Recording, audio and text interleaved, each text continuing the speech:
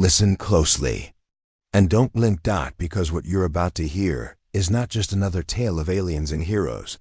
It's the true and final measure of what humanity becomes when pushed to the edge of existence. And before we begin, make sure you're subscribed to the channel so you never miss a moment of our journey among the stars.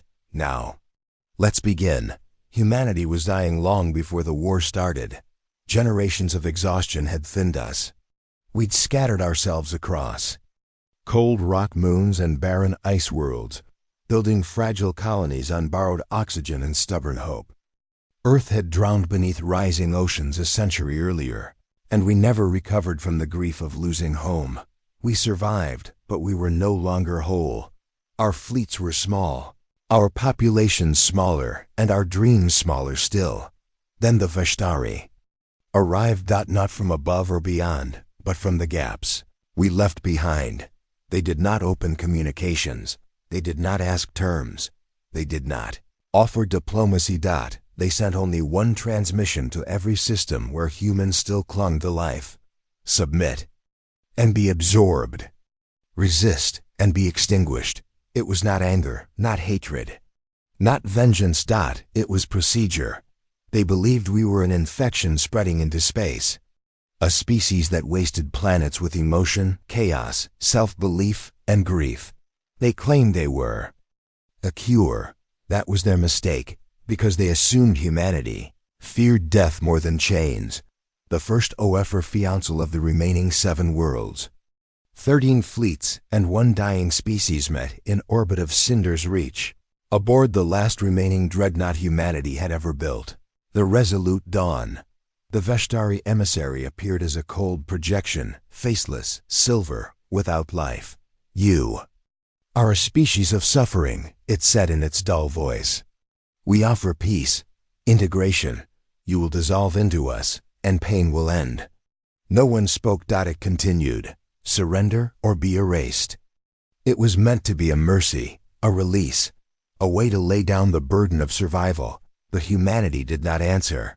The Dawn's captain, Mara Ellison, rose from her seat. In her eyes burned the memory of a burnt world, a lost husband, and a child buried beneath a glass sea. She inhaled and replied with only 3 words, not of diplomacy, not of reason, but of intent. "We choose neither." The emissary paused. "We do not understand." Mara leaned forward. "That," she said, "is why you will fail." And the line went dead. The final OPTIO in the Veshtari saw death as inevitable. We saw meaning in resisting it. That was the divide that doomed the galaxy. The council convened for 7 days, then 7 more, while the enemy fleets assembled along the border stars.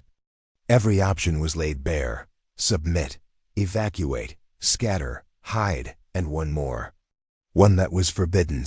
A contingency conceived in fear. Centuries ago, by Earth's brightest minds during our darkest hours. Project Ashfall. A network of stellar collapse. Warheads scattered across neighboring systems, each capable of detonating the heart of a dying sun and dragging everything in that system into oblivion, including the Veshtari. Fleets, fires so massive no ship could outrun them, a chain of supernova that would turn war itself into ash. If humanity was doomed, humanity would not go alone. The VOT, the council chamber, became a place of ghosts. This is madness. We are sentencing ourselves. They want to save us from suffering. No, they want us obedient. Arguments spiraled like storms. Captain Mara remained silent. Until the final hour, when the vote was called. Surrender or asphalt. Tally was displayed overhead for all to witness, planet by planet, fleet by fleet, voice by voice. In the end, with trembling hands and bleeding hearts, humanity chose extinction. Not as defeat, but as defiance, a final act of human freedom. Ashfall arming Zakunkatha. Warheads awoke from centuries of sleep, lining distant suns like scars. Their activation began a countdown. No one could reverse, not even those who regretted it.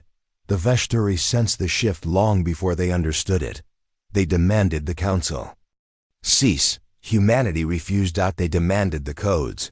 Humanity burned them, the Veshtari. Fleets surged through jump lanes like a wave of silver death. They expected terror. They expected surrender.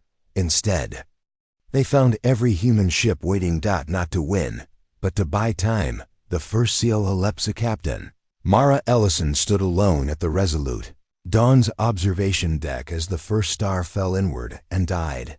The screens lit with the impossible glow, a sun, swallowing itself. And then exploding outward. Silence swallowed the chamber. Even space seemed to hold its breath. Millions of Veshtari ships vanished in a single cosmic heartbeat. Blotted out. Erased, forgotten. The universe trembled. Humanity did not rejoice. There was no cheering. No triumph. No victory. Just the knowledge that they had made the most painful choice in their history. And they did not turn away. The Kostashfall required activation. Waves across 6 systems. Every human colonist had been evacuated into deep dark space. Aboard Ark ships. They drifted for days in silence.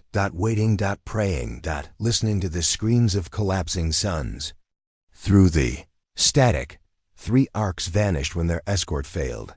2 drifted off course and were lost forever. A Kowi mother starved herself to feed her infant. A soldier spaced himself to preserve oxygen. Entire ships fell silent, yet no one reversed the course. Because if they did, everything would be for nothing. The last SUN, when the 6th system ignited, the Veshtari finally understood. This wasn't strategy. This wasn't revenge. This was the one thing no other species could comprehend. Humanity would rather vanish than kneel. They sent one last broadcast to all frequencies. Stop this. We surrender. We surrender. But there was no one left to answer.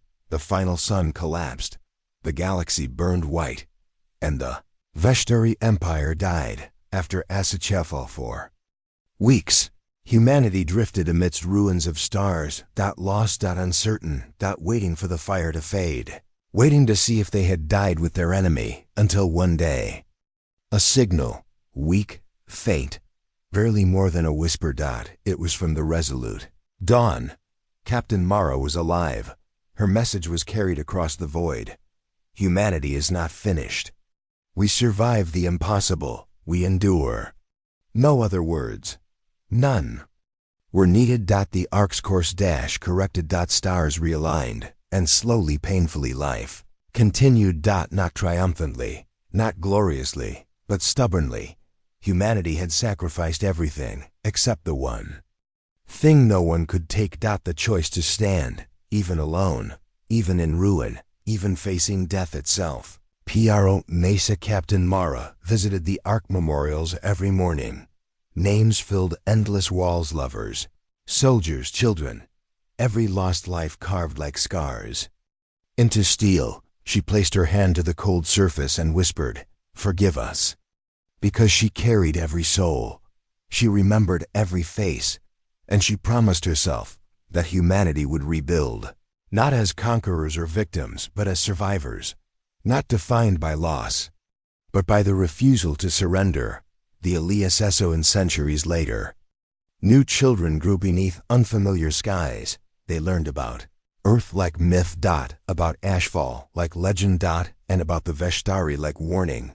Their teachers told them they believed pain must be eliminated. But humanity believed pain gives meaning. They demanded obedience. We chose defiance. They expected surrender. We chose extinction. The children asked, "But why?" And the teachers answered, "Because freedom is worth everything." EPILOGUENO. One knows how long the new civilization will last, and no one knows what threats come next. But one thing is certain. If ever again a power demands our submission, if ever again the stars themselves turn against us, humanity will not kneel. We have already proven it. In fire. In loss. In sacrifice. In courage. Even if it means the end. Because when forced to choose between chains and oblivion, humanity does not surrender. Humanity ascends. Before we begin, Make sure you're subscribed so you don't miss the next chapter of humanity's greatest journey. Now, let's return to the aftermath. The Veshtari were gone. The empire that once spanned half, a spiral arm, had collapsed into the silence of dead suns and fractured space. No beacon, no voice, no warning remained. But victory was not a celebration. It was a wound as wide as the void itself. On the surviving arcs, no one spoke of triumph. Not when every corridor echoed with absence, parents who no longer heard. Their children, captains whose fleets had burned to biseconds, strangers who had become family by loss alone. Humanity had survived the war, but could it survive the aftermath? That was the harder question. The floating CITS, the arcs drifted for years, not days, not months, years. Hydroponics bays struggled under starvation. Gravity generators flickered and failed. Older citizens passed quietly in their beds. The arcs learned patience in silence, in sorrow. And somewhere amid the aching drift, they found something else. They found each other. The scattered arcs regrouped into formation. Slowly, painfully, like orphaned planets finding gravity. They formed what would later be called the floating cities. There was no government, no constitution, no law. Only the memory of what was lost, and the fragile hope of what might be rebuilt. Mara's Aritiawara Ellison was changed, not by injury, but by memory. She walked with the burden of names etched into her soul. Every decision she made carried the weight of two species, but she still led. Not by force, not by command, but by presence. Her voice became the guiding star. All others aligned with. Where she pointed, humanity followed, not because she demanded it, but because she was the only one who could still look toward a future without flinching. The quiet Wana's children were born in the void, children who would never know planets, or oceans or sunrises. They learned to speak in the hum of engines. They learned to play in the echoing corridors. And in time, they learned laughter again. The elders did not stop them. They knew laughter was a rebellion against despair, and humanity was built on rebellion.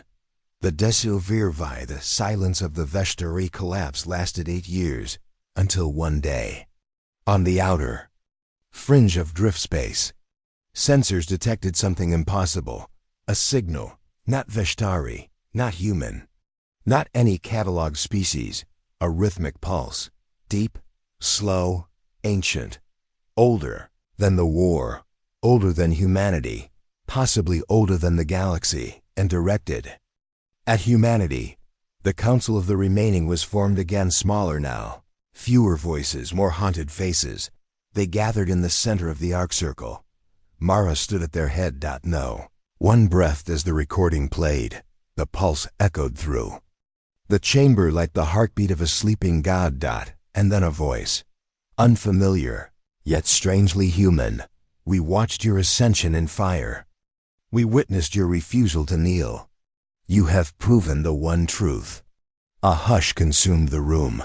The message continued. Pain is the crucible of meaning. Loss is the womb of strength. You are worthy. And finally, prepare. Your species, we are coming. Silence returned. Not peaceful silence, but dread. And wonder, both at once. Debate, what does it mean? What do they want? Is this another empire? Another war? Are we being hunted? Voices clashed like stars in collision. Fear, hope, uncertainty. Captain. Mara raised her hand. The chamber stilled. We survived extinction, she said. We can survive whatever follows. But even she did not know if that was true. The choicessa. New proposal emerged.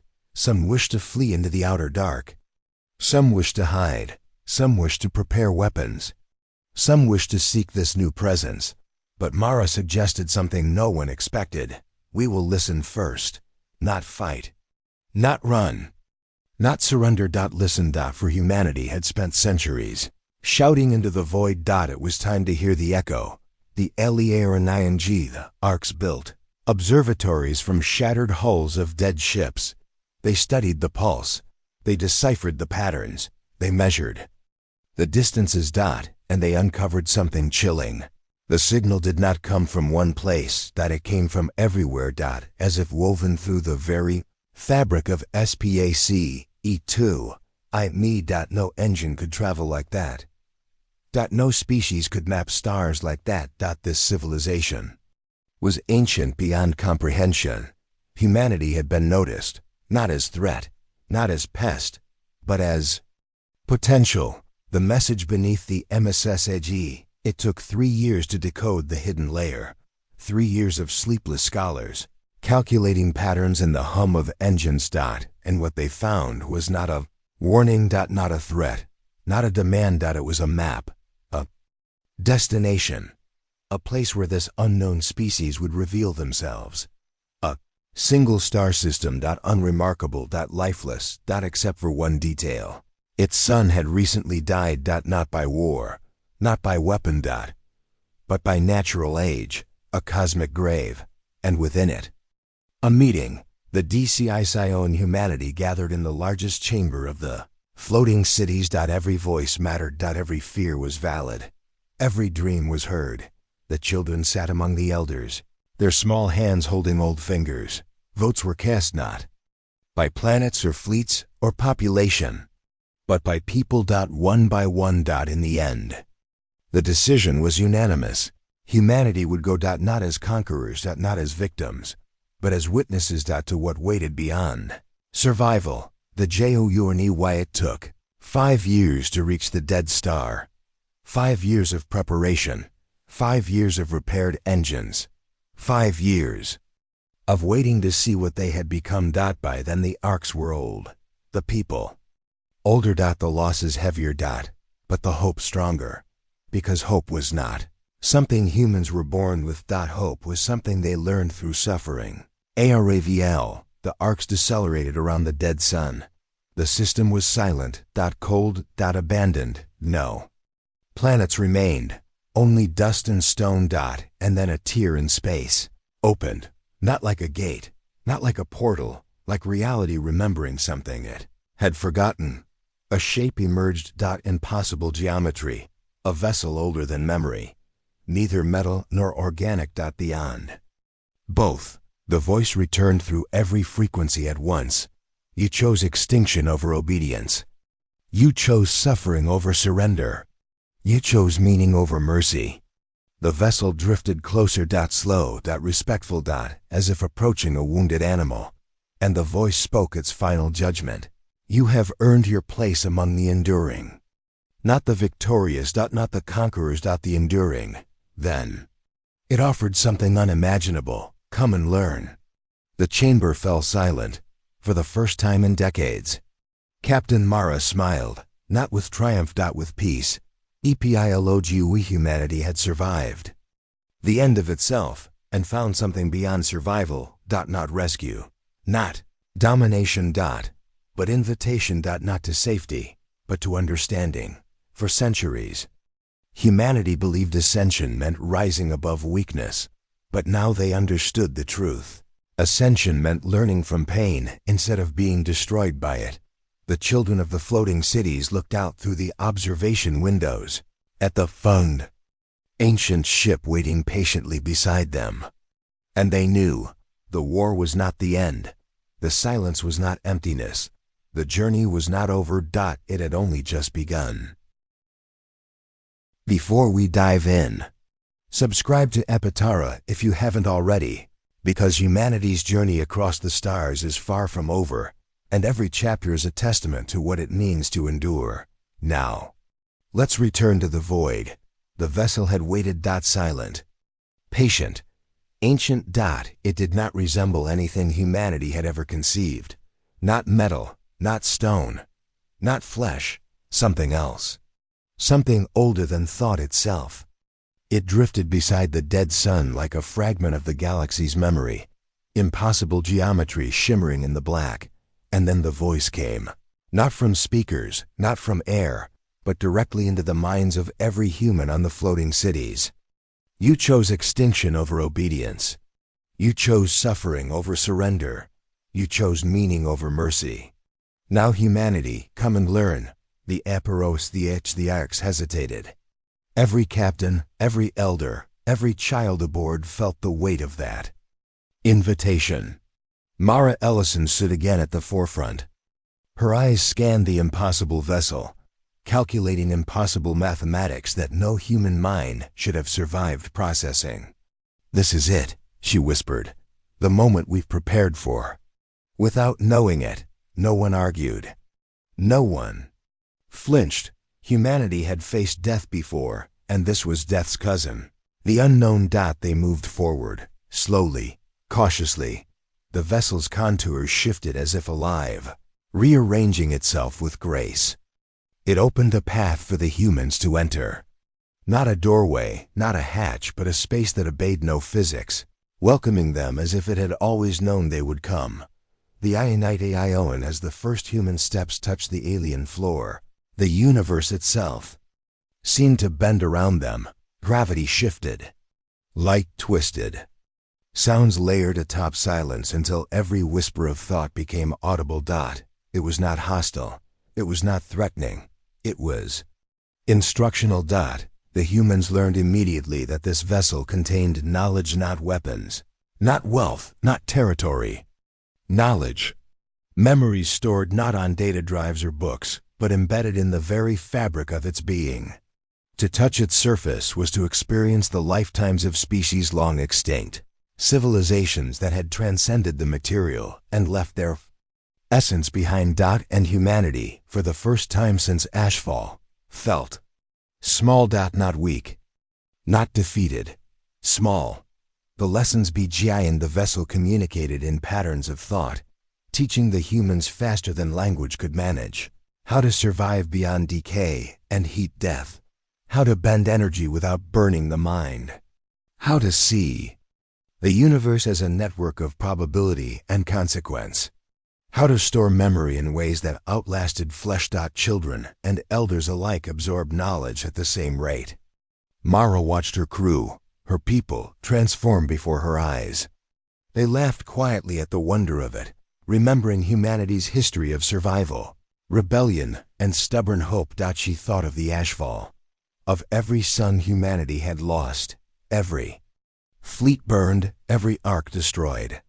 And she realized humanity had survived not because they were strongest or cleverest or fastest, but because they refused to disappear quietly. And now they were learning to exist fully. The TRIL, but the vessel did not gift knowledge freely. It tested them. First, with illusions, cities that burned in the blink of an eye, children who vanished from sight, oceans boiling without heat, stars collapsing silently in the sky. Every human aboard was confronted with what it meant to truly fear annihilation. Then, with choice, every human had to decide whether to absorb the knowledge fully, at the cost of individuality, or retain their selfhood while sacrificing speed of advancement. Some balked, some argued, some wept. Mara reminded them, "We survived extinction. We endured every death the galaxy threw at us. This is no different. We endure here too." By the end of the first cycle, a new hierarchy had emerged, not by rank or age, but by understanding, courage, and wisdom. Humanity was learning what it meant to be eternal, in thought if not in flesh. The first contact, weeks or perhaps years passed. Time had little meaning inside the vessel. Then came the first true contact, not a voice, not a projection, not a message. A being appeared, not human, not Veshtari, not recognizable in any sense, yet somehow familiar. It was composed of countless interwoven threads of light, its presence simultaneously solid and ethereal. Its eyes, or their equivalent, looked not at the humans, but through them, as if perceiving every choice humanity had ever made, every failure, every triumph, every tiny flicker of defiance that had kept the species alive. "You survived," it said. "You suffered, you persisted. You chose meaning over ease. That is why you are worthy." And then it did something that humanity did not anticipate. It offered them a question. What will you become? The choice. Ofascianacion. Mara stepped forward. We will become ourselves, she said.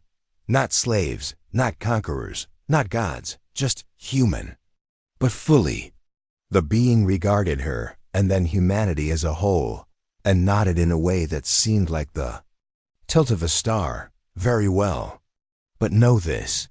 To exist fully is to accept all consequences.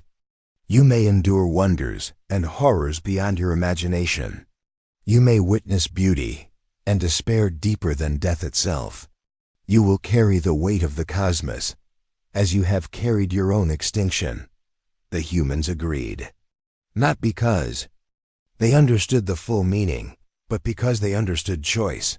Humanity had never surrendered choice. Not to the Veshtari. Not to the dying suns. Not even to themselves. And now, they would carry that truth into the stars forever. The return to the Voida. When the humans left the vessel, they returned not as they were, but as something larger. Their arcs glowed faintly with the knowledge of generations, their minds able to coordinate in ways that once required fleets and councils. Their children, who had only known corridors and cold light, now understood the meaning of connection, of cause, of consequence. The galaxy was empty. The Veshtari had vanished completely, leaving no trace of empire behind. And yet humanity felt no triumph. There was no empire to claim, no victory to celebrate, only opportunity and responsibility. Because survival was no longer enough, they had learned that the universe remembered, and that the universe could be learned. The first Amaya in it was Mara who spoke first. We go back. Not to conquer, not to avenge, not to flee. We go back to what remains. And we ensure that extinction never has the final say again. And humanity followed her, first to the shattered colonies, where the remnants of older arcs had drifted. Then to the surviving systems, where civilizations might still linger. And then outward. To the stars that had once threatened them. To the empty spaces that whispered of death. To the places where life could be reborn. And defiance could grow. Again, EPILOGUE. Humanity's journey had started with survival. It had continued through defiance. It had reached learning. Now, it faced the galaxy not as a species hoping to endure, but as a species that had chosen meaning. They carried the knowledge of an ancient, patient civilization. They carried the fire of Ashfall. They carried the memory of every son that had died for them. And they carried one truth above all. Extinction is only final for those who surrender. Humanity does not surrender. Humanity ascends. And as they looked to the black beyond the dead star, the floating cities pulsed with quiet light, a heartbeat across the void. The universe had taken notice, and humanity was ready to answer.